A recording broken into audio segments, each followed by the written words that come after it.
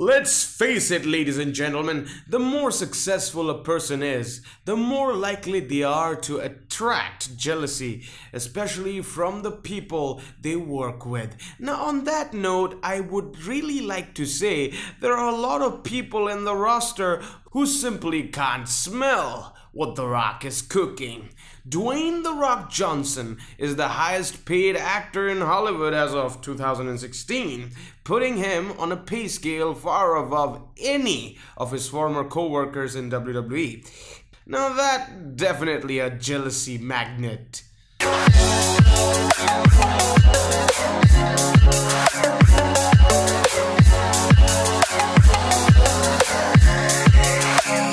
Number 5. Randy Orton. Virtually every superstar who harbors some sort of resentment for The Rock actually owes him a great deal of bolstering their careers and paydays with his extremely high-profile appearances in WWE. A few of them in particular owe him for a whole lot more than that. Randy Orton's first WrestleMania moment came in 2004, only 2 years into his WWE career. Not only was he already facing two veritable WWE legends in The Rock and Sock Connection, but he also managed to win the match. The huge win propelled Orton from a rising star into a huge name in his own right. Apparently, Orton forgot about how greatly The Rock helped his career nearly a decade later when he was interviewed by ESPN about the brewing rivalry between The Rock and John Cena. Orton dismissed the idea that Rock was a better wrestler, claiming Cena would own The Rock. Oh my god. Number 4. Dolph Ziggler. Many of the superstars on this list claim that they were jealous of The Rock stealing their spots in WWE. And that indeed was the case in a few situations. However, that doesn't mean that even the people who are complaining the loudest don't sometimes understand that from a business perspective, it makes total sense for WWE to choose The Rock over, say, Dolph Ziggler, as he is upset that the same spotlight isn't being shined on himself and other full-time WWE performers.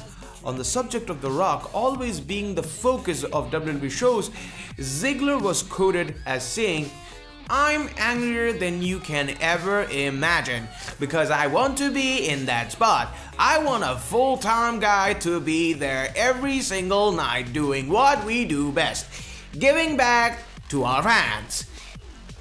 Number 3. Seth freaking Rollins. Despite a general belief that the resentment towards The Rock is widespread within the WWE locker room, the wrestlers on this list have generally been speaking only for themselves in whatever quotes we have referenced throughout this list. Seth Rollins is the one superstar who hinted that he might not have been alone in his problems with The Rock when asked about one of his returns to WWE in October of 2014. Rollins was quoted as saying, "I mean, there's a little bit of resentment there. There's gonna be, but it's mostly envy because we all want to have the level of success he has." Seth's words are clearly well thought out, politically correct, or as I like to call it, not Trump. And although he flat out admits to his resentment of The Rock, what he said is completely understandable on a human level. However, the resentment shined though as Rollins continued and he mocked Rock for taking the cheap route. Number 2. Cult of personality and my favorite wrestler of all time, CM Punk. If a person's career takes off thanks to their penchant for dropping verbal pipe bombs, it's only natural that his career would also explode in glorious fashion. CM Punk left WWE with a laundry list of complaints and kept them quiet for several months, ultimately revealing his many quibbles with his past employer during a lengthy podcast with his former friend Colt Cabana. Punk had been complaining quite a while before he left, though, and one of his first public issues with Vince McMahon was the decision to have Punk end his landmark 434-day WWE Championship reign. Now, out of all of his kayfabeness, he's also a consummate businessman, and thus his problem isn't really with The Rock. In fact, Punk was far less upset over the incident than was first reported, although he has gone on record to say his philosophy on wrestling includes the world champion at the end of every show. Not just every show the champ has the time to attend. Punk also felt that his matches with The Rock could have been better, though in the same breath he also admitted he felt that was about almost every match he had ever wrestled. Number 1! Oh, you guessed it. Look at that picture. That's like literally spitting on Rock's face. Okay, Triple H.